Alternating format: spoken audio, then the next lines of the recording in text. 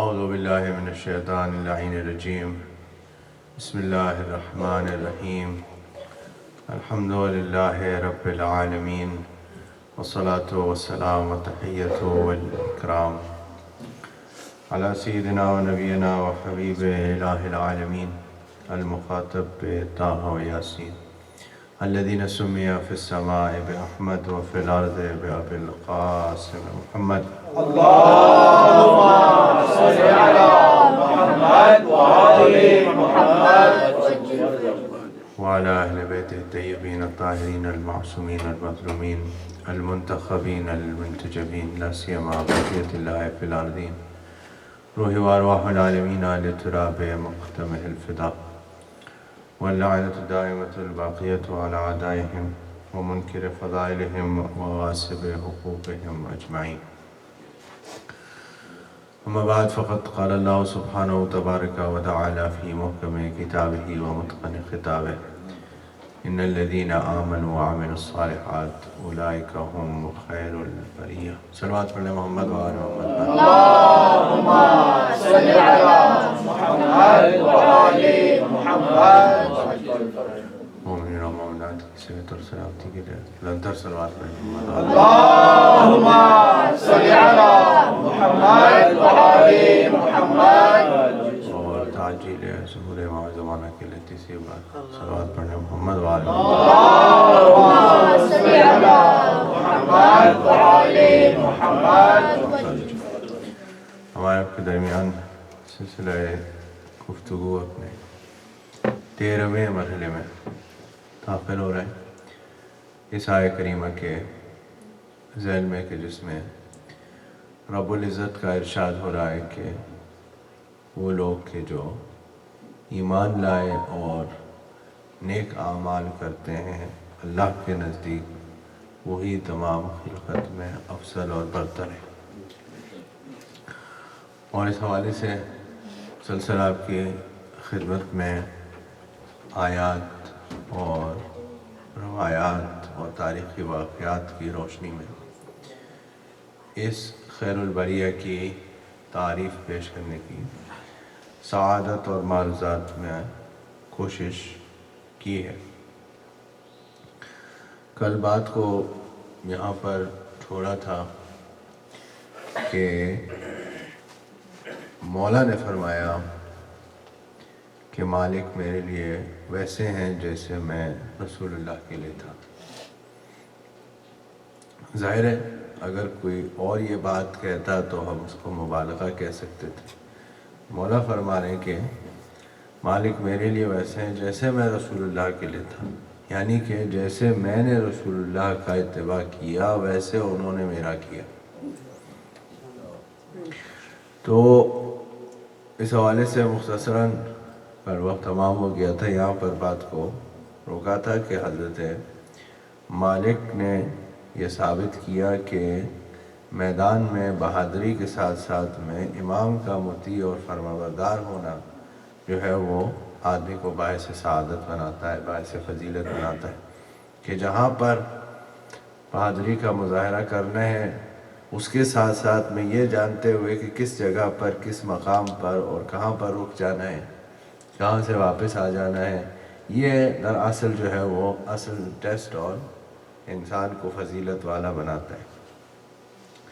تو اسی کے ساتھ ساتھ میں جو ہے وہ مشہور یہ ہے اور واقعی بہت مشہور بات ہے، لیکن اگر اس کے اوپر ہم غور کریں کہ حضرت مالک کے نام مولا امیر المومنین علیہ السلام نے بہت مفصل خط لکھا، اور یہ خط جو ہے وہ نہج البلاغہ میں لیٹر نمبر 53 موجود ہے کہ جو ادبی اعتبار سے بھی ایک شاہکار ہے.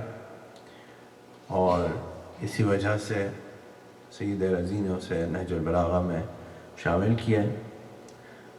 انہوں نے ان مولا کے ان کلام کو جمع کیا کہ جو ان کے نزدیک ادبی طور پر جو ہے وہ سب سے بلند پائے گئے تھے. اور اس کے جو کانٹینٹ ہیں، اس کے اندر جو نصیحتیں مولا نے فرمائی ہیں وہ خود بھی اپنی جگہ اہمیت کے حامل ہیں، اور ظاہر ہے کہ ان کو گورنر بنا کر کے بھیجا تھا تو اس عنوان سے نصیحت ہے، لیکن اگر کوئی آج بھی اس نصیحت کو پڑھے گا تو عام اپنی زندگی کے اندر اس کو اپنی سیرت کے اندر چیزیں لانے کے لیے جو ہے وہ بہت ساری باتیں اس میں سے اخذ ہوں گی۔ تو چند ایک جملے آپ کو عطیہ کرتا ہوں، پھر انشاءاللہ بات کو آگے بڑھاتے ہیں، مل کے صلوات پڑھیں محمد۔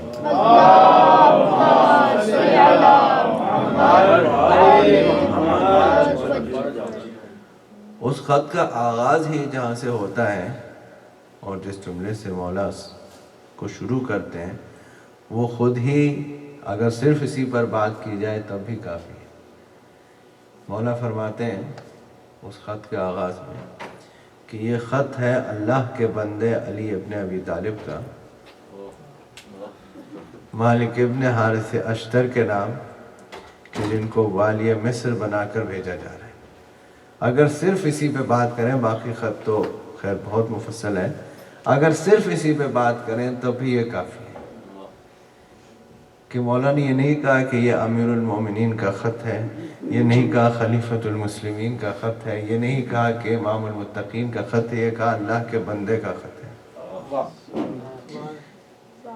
فرمایا کہ اللہ کے بندے علی ابن ابی طالب کا خط ہے، مالک ابن حارث اشتر کے نام، یعنی بتایا کہ سب سے زیادہ فضیلت والی چیز اللہ کا بندہ ہونا ہے۔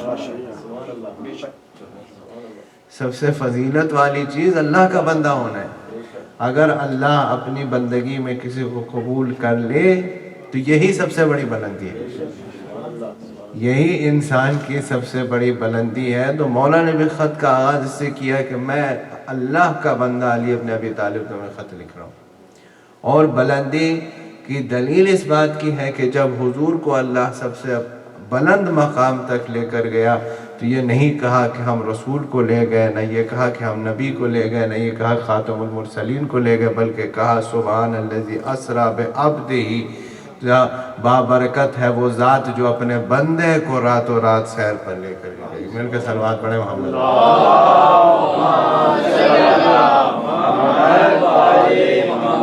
یعنی یہ ثابت کیا کہ جو کوئی بھی قوم کا سربراہ ہوتا ہے، مالک کو گورنر بنایا ہے، والی بنایا ہے، کہا کہ جو قوم کا سربراہ ہوتا ہے وہ یہ جان لے کہ سب سے پہلے وہ اللہ کا بندہ ہے، نہیں وہ کسی کا بندہ ہے، اس کے بعد اسے کسی کا کے اوپر حاکم بنائیں گے، یعنی اس کی ذمہ داری سب سے پہلے اللہ کی طرف ہے، اس کے بعد پھر اسے کوئی حق کسی کے پاس سے ملے گا تو وہ بھی اللہ کے بندہ ہونے کی ناطے ہے۔ یہ پہلی بات۔ پھر آپ فرماتے ہیں کہ میں نے جس جگہ کا تمہیں گورنر اور والی بنا کر کے بھیجا ہے وہاں پر تم سے پہلے بھی لوگ گورنر تھے اور تمہارے بعد بھی ہوں گے،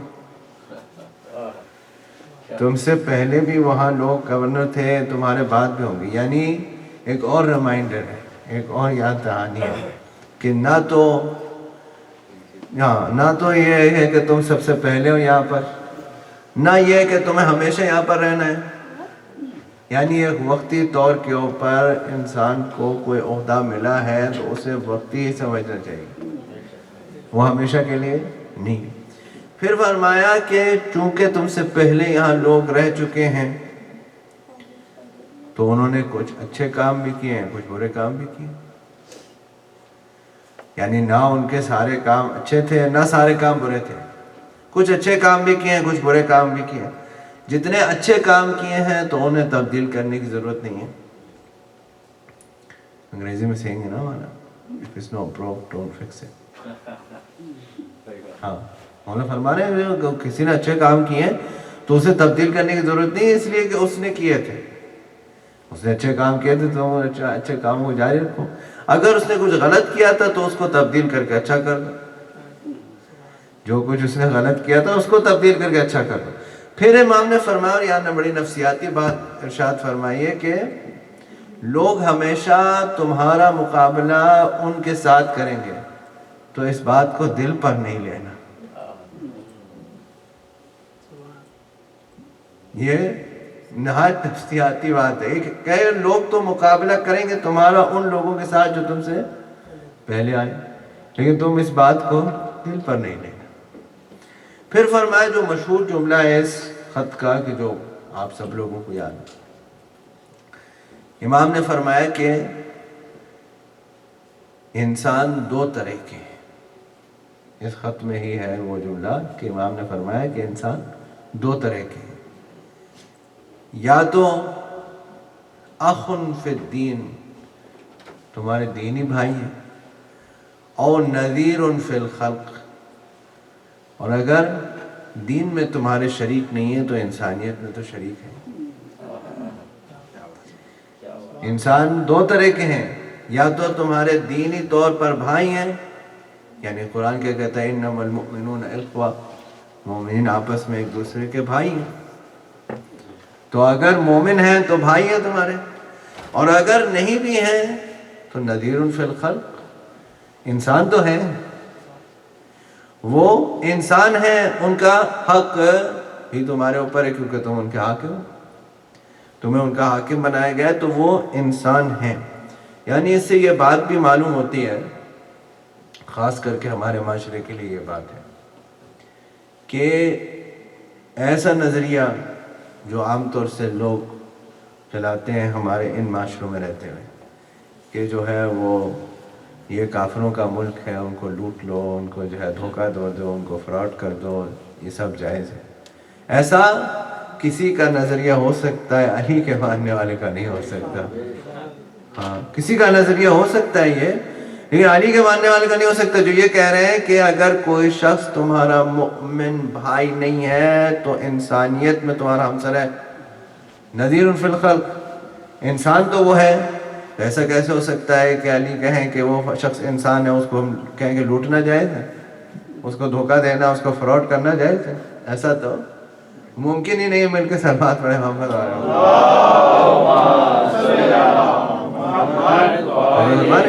اور اس میں ایک اور بات ہے، جنہیں یہ بات آ گئی ہے تو عرض کروں، ہمارے معاشرے سے قریب ایک بات ہے. اس میں ایک اور بات ہے، اس میں اگر یہ بات ہے، یہ اندیشہ ہے، یہ امکان ہے، اور یقیناً یہ بات، اس کا امکان ہے کہ اگر کوئی ایسا کرے گا، اگر ایسے ملک میں رہ کر کے کوئی ایسا کرے گا، کسی کو فراڈ کرے گا، کسی کو چیٹ کرے گا، کسی کو جو ہے وہ 2 نمبر کام کرے گا، تو اس سے کیا ہوگا؟ اگر وہ پکڑا جائے گا تو کیا ہوگا؟ کہیں گے جو ہے وہ مسلمان نے ایسا کیا. تو اس سے اسلام کی نیک نامی ہوگی یا بدنامی ہوگی؟ اگر اس سے اسلام کی بدنامی ہوگی تو یہ خود حرام ہو گیا. چاہے کہ اگر وہ عمل کرنا کسی طرح آپ جسٹیفائی بھی کریں، کہیں کہ وہ ٹھیک تھا، لیکن اسلام کی بدنامی ہوگی، وہ خود حرام ہوگا.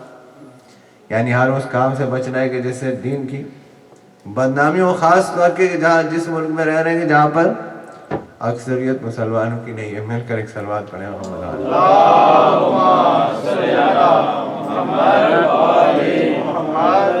توجہ فرمانے.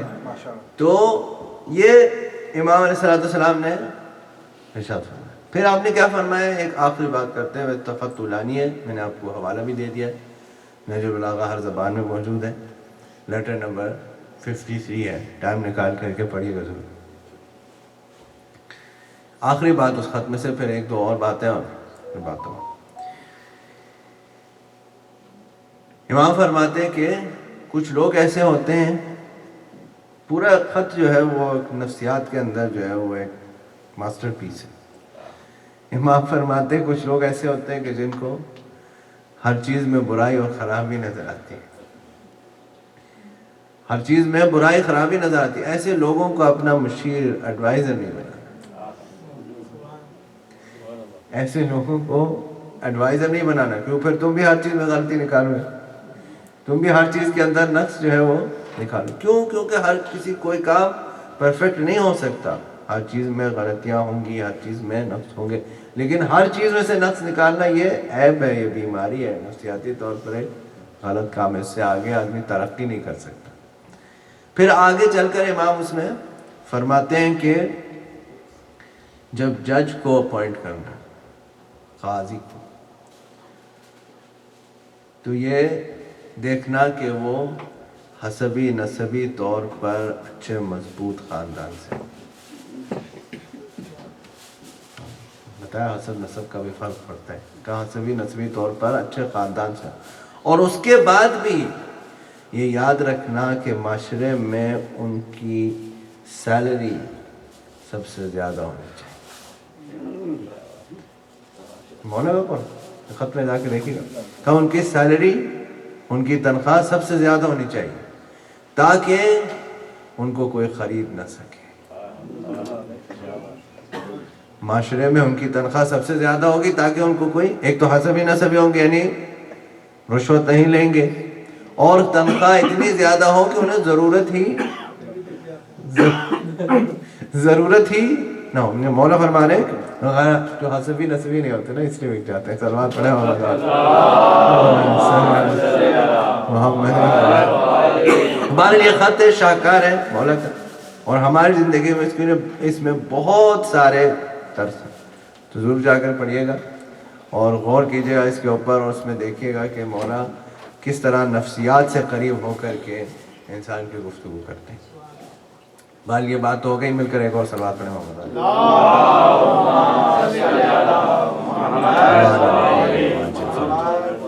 اب یہ کہ صحابیوں کا ذکر ابھی ہے، اور انشاءاللہ کل بھی ہے، پرسوں بھی ہے، خدا نے توفیق دی، 2 دن تو ہیں ہی، شاید 3 دن ہو جائے 12، تو اس میں انشاءاللہ دیکھتے ہیں کہ کتنے صحابیوں کا ذکر آتا ہے، لیکن ابھی تک سب صحابیوں کا ذکر آیا۔ آج گفتگو تمام کرنے سے پہلے ایک صحابیہ کا ذکر بھی ہونا چاہیے، مل کے ایک صلوات پڑھیں۔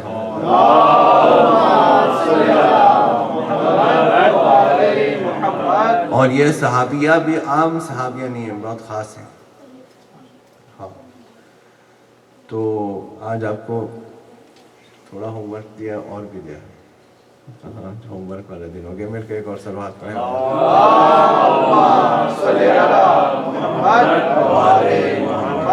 تو نہج البلاغہ سب کے پاس ہوگی انشاءاللہ، ہر زبان میں موجود ہے۔ ایک اور کتاب ہے جس کے اس صحابیہ کا ذکر ہے، اس لیے اس کا بھی آپ کو جو ہے وہ حوالے دے رہا ہوں، اور یہ کتاب بھی ہر زبان میں، انگریزی اردو سب میں موجود ہے، اور ضرور اس کو پڑھیں۔ اس کتاب کا خود ایک بیک گراؤنڈ ہے جس کو مختصراً عرض کر دیتا ہوں، اور پھر وہ صحابیہ کا ذکر۔ شیخ صدوق رضوان اللہ تعالیٰ علیہ علماء شیعہ کے نامور شخصیات میں سے ہیں۔ انہوں نے ایک مرتبہ جو ہے وہ ان کی خود ولادت سے متعلق واقعہ ہے کہ ان کے ولادت جو ہے وہ امام کی دعا سے ہوئی تھی، ان کے والد کی اولاد نہیں ہو رہی تھی، امام ان کو خواب میں آیا اور انہوں نے دعا دی کہ آپ کو بیٹا ہوگا، تو وہ پیدا ہو۔ برائے صحت و سلامتی ہے علماء حق بآواز بلند صلوات۔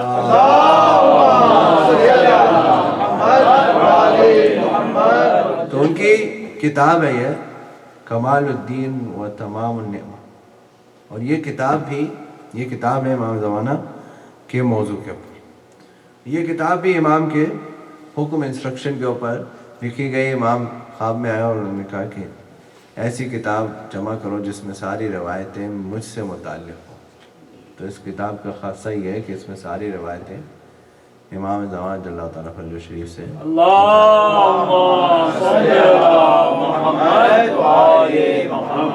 تو اس کتاب میں ان صحابیہ کا ذکر اس عنوان سے ہے، ایک چیپٹر ہے اس کتاب کا، کہ ایک اعتراض ہے امام سے متعلق کہ ایسا کیسے ہو سکتا ہے کہ کوئی شخص جو ہے وہ 1100 سال گزر گئے ہیں اور وہ ابھی تک زندہ ہے۔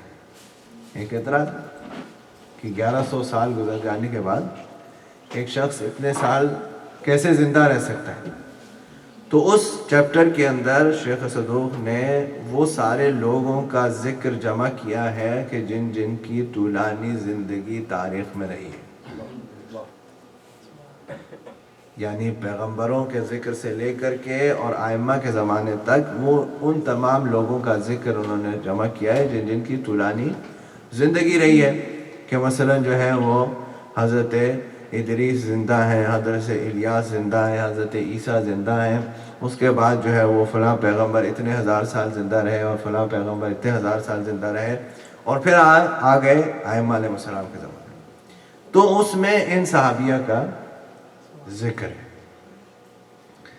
ان صحابیہ کا نام ہے حبابہ والبیہ، اور یہ امیر المؤمنین علیہ السلام کے زمانے سے لے کر امام رضا علیہ السلام کے زمانے تک زندہ رہی۔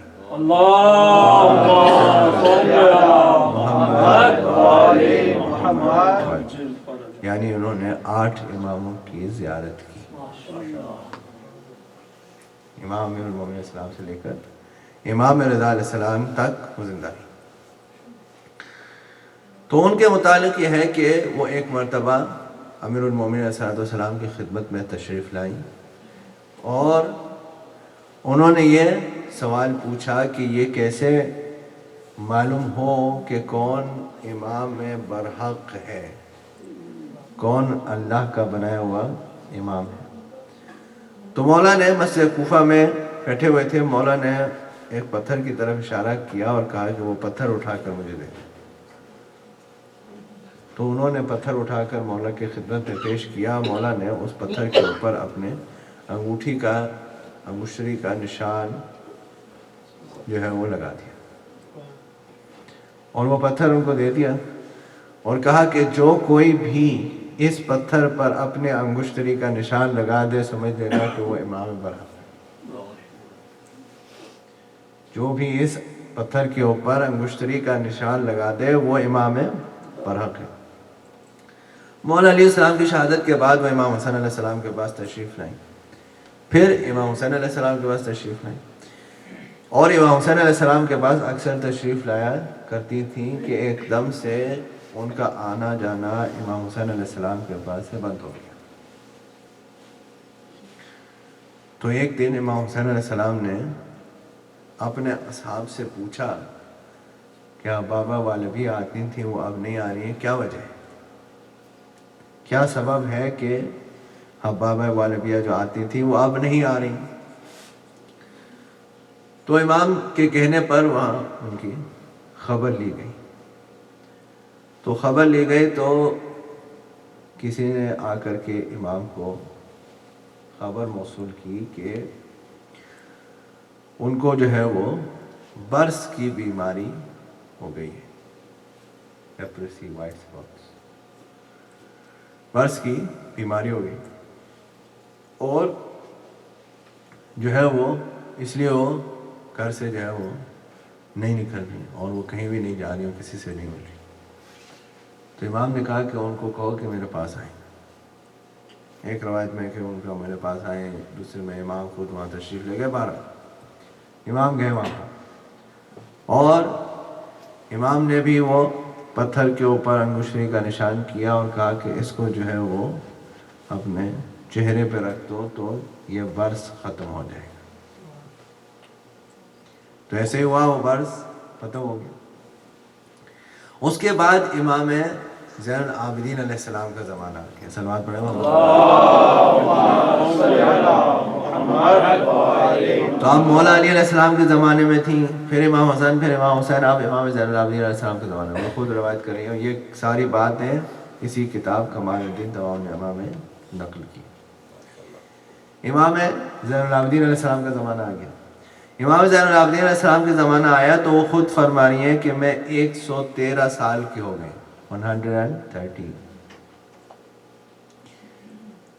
اور میں پھر منتظر تھی کہ میں وہ پتھر جو ہے وہ ان کو پیش کروں۔ تو جب میں ان کے پاس گئی تو وہ مصروف عبادت تھے، ظاہر مشہور بات ہے یہ، امام زین العابدین علیہ السلام کثرت عبادت کا مصروف عبادت تھے، اور اتنا طولانی سجدہ کر رہے تھے کہ مجھے لگا کہ میں ان سے بات نہیں کر سکوں گی۔ تو جب یہ دل میں خیال آیا تو پہلی تقریر میں میں نے آپ کی خدمت میں گزارش کی تھی کہ ہاں امام اس کو کہتے ہیں جو میرے سوال سے پہلے میرا جواب دیتے۔ ہاں امام اسے کہتے ہیں جو میرے سوال سے پہلے، یا جو میں سوچ رہا ہوتا ہوں، جو میرے دماغ میں ہوتا ہے، وہ اس بات کا بھی جواب جانتا ہے اور دیتا ہے۔ تو امام نے نماز تمام کی اور کہا کہ تم یہ سوچ رہی تھی، امام نے نماز تمام کر کے کہا کہ تم یہ سوچ رہی تھی کہ امام کا سجدہ ختم نہیں ہوگا، تو کیسے پتہ چلے گا کہ امام ہے کہ نہیں ہے؟ تو امام نے کہا کہ وہ پتھر لاؤ جو میرے جد علی نے پتھر دیا تھا، وہ پتھر لاؤ۔ تو امام کو انہوں نے وہ پتھر دیا، امام علیہ السلام نے اس پر بھی اپنے انگشتری کا نشان کیا اور پھر کہا کہ تاکہ یہ ثابت ہو جائے، یہ واضح ہو جائے کہ میں ہی امام برحق ہوں، میں تمہاری جوانی بھی پلٹا دیتا ہوں۔ اور محمد و آل محمد بلندتر صلوات۔ اور اس پر کوئی حیرت نہیں ہونی چاہیے، اس لیے کہ اگر یوسف کو دیکھ کر زلیخا کی جوانی پلٹ سکتی ہے تو فخر یوسف زین العابدین علیہ السلام کو دیکھ کر کے بھی حبابہ والدیہ کی جوانی پلٹ سکتی۔ مل کے صلوات پڑھیں محمد۔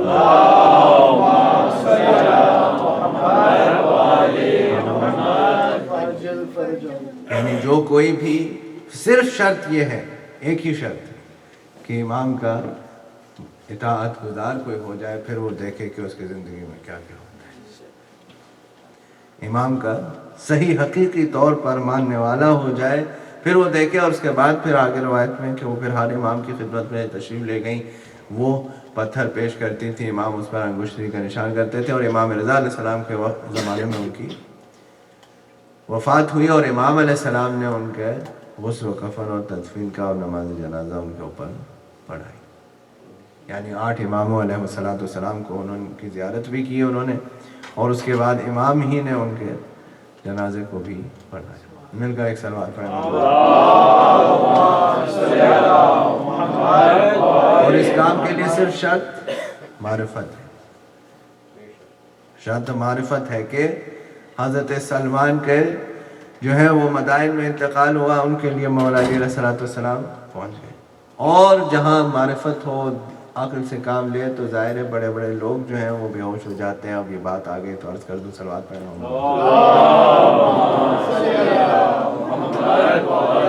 تاریخ اسلام میں بہت بڑے نام ہیں، سبت ابن الجوزی تاریخ کے اوپر اور حدیث پر ان کی بہت ساری کتابیں ہیں۔ ان کو ایک مرتبہ یہ خیال ہو گیا کہ مجھ سے زیادہ کوئی جاننے والا نہیں ہے، مسجد میں آ کر انہوں نے دعویٰ کر دیا کہ جو کوئی بھی سوال پوچھنا ہے مجھ سے پوچھ لو۔ تو مسجد میں بڑا رش ہو گیا، حال ہمیشہ سے ایسا ہی تھا مسجدوں میں، مسجد میں بڑا رش ہو گیا۔ تو وہاں مسجد کے باہر سے ایک خاتون گزر رہی تھی، انہوں نے پوچھا کہ ہر روز تو 2-4 لوگ مسجد میں نماز پڑھنے والے ہوتے ہیں، آج کیا ہو رہا ہے کہ جو اتنے لوگ آ گئے؟ تو ان کو بتایا گیا کہ سبت ابن الجوزی نے دعویٰ کیا ہے کہ جو کوئی بھی سوال پوچھ رہے ہیں مجھ سے پوچھ لو۔ تو انہوں نے کہا اچھا، کہ پھر تو میرا بھی سوال ہے، کہ پھر میرا بھی ایک سوال ہے۔ تو وہاں بڑا رش لگا ہوا تھا، اور کسی طرح مسجد کے اندر پہنچی، انہوں نے کہا کہ میرا بھی ایک سوال ہے۔ کہ کیا سوال ہے آپ؟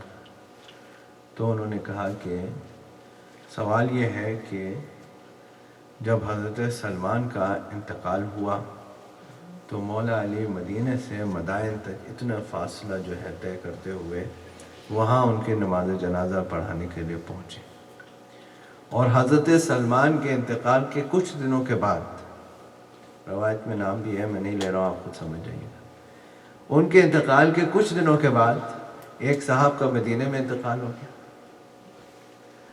اور ان کا جنازہ 3 دن تک پڑا رہا۔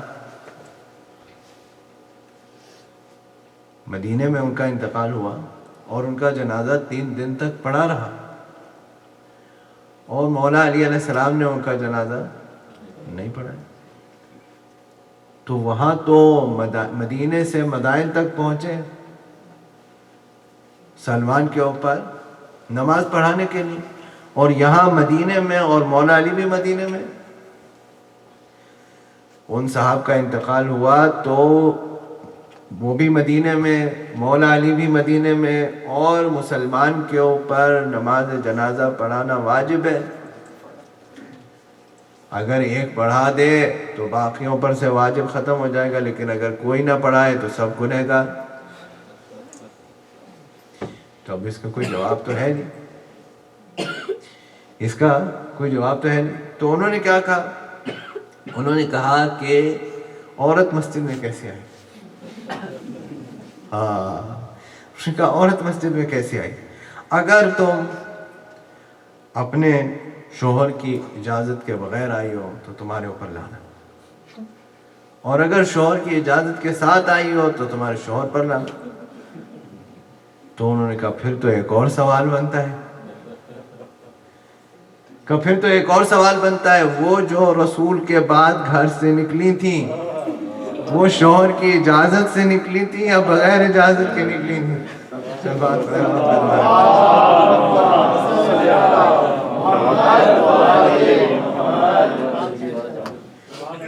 میں نے نہیں کہا ہے، صرف ابن جوزی نے کہا تھا، اس عورت نے ان کو جواب دیا تھا۔ مل کے صلوات پڑھیں محمد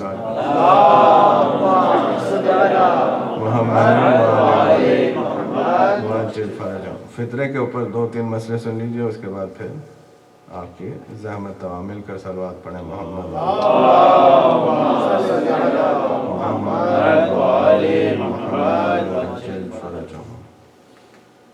تو جیسا کہ آپ کے علم میں ہے کہ فطرہ جو ہے وہ واجب صدقہ میں سے ہے، اور اس کا جو مقدار ہے وہ 3 کلو جو بھی غالب غذا آدمی کھاتا ہے، چاول روٹی یعنی آٹا چاول وغیرہ، تو یا تو وہ غذا ہو یا اس کے عوض میں پیسے جو ہیں وہ اس غذا کے برابر جتنے بھی اس کی ویلیو ہوتی ہے، تو یہ دینا جو ہے وہ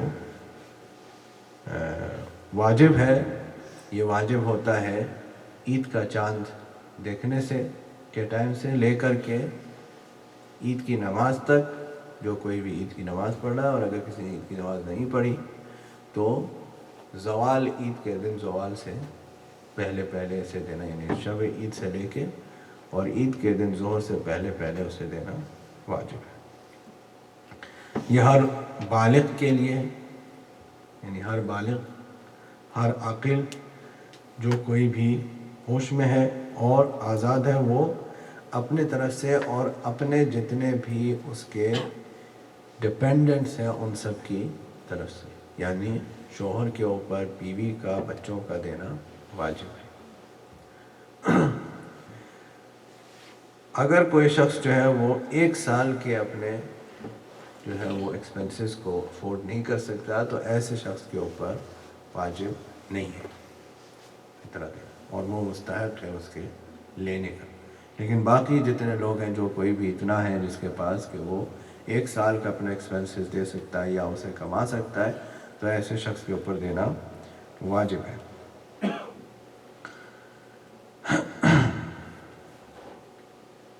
پھر یہ مہمان والا مسئلہ جو ہے وہ اس کی وضاحت ضروری ہے، کیونکہ بہت سارے غلط اشتباہات ہیں اس میں، تو اس کی وضاحت ضروری ہے۔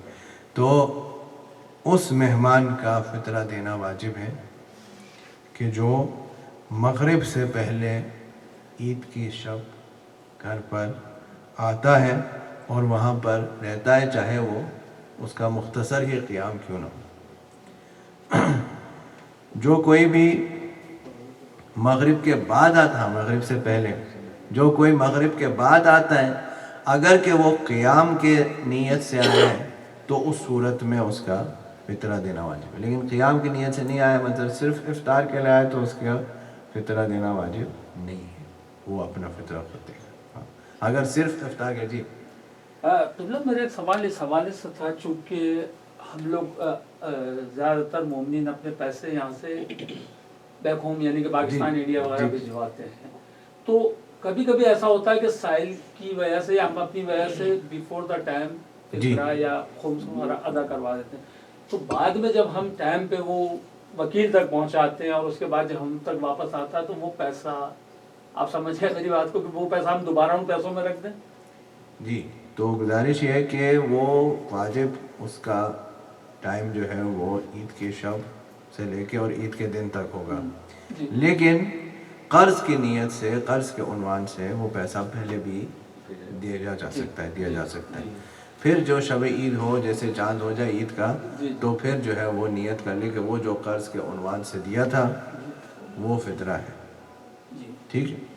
تو اگر پہلے دے دیا ہے تو کوئی حرج نہیں ہے. اسپیشلی خمس کے حوالے سے، خمس کے حوالے سے کوئی ٹائم کا مسئلہ نہیں ہے. فطرے کے حوالے سے ٹائم کا چونکہ مسئلہ ہے کہ فطرہ جو ہے وہ شب عید دینا ضروری ہے، تو اس لیے اسے قرض کی نیت سے دیا جا سکتا ہے، اور شب عید پھر نیت کر دی جائے کہ وہ جو قرض دیا تھا وہ واجب. سوری ٹائم بہت ہو گیا، لیکن مختصر سا یہ جواب اور دے دیں، کیونکہ بہت سارے وکیل یہ کہتے ہیں کہ آپ ہمیں ٹوٹل خمس دیں، ہم آپ کو بعد میں جو آپ سہم سعادات مانگ رہے ہیں تو ہم آپ کو بعد میں ادا کریں گے. اس صورت میں کنڈیشن نہیں، اس ایسی کوئی صورت کنڈیشن نہیں ہے. آپ کو صرف سہم امام دینا ضروری ہے. سہم سعادات آپ اپنے اختیار سے دے سکتے ہیں، کوئی مسئلہ نہیں. وہ یہ کہتے ہیں ہم واپس کر دیں گے آپ. نہیں تو وہ دینا ضروری نہیں. سہم امام دینا صرف ضروری ہے. سہم سعادات آپ خود دے سکتے ہیں. ٹھیک ہے. Thank you.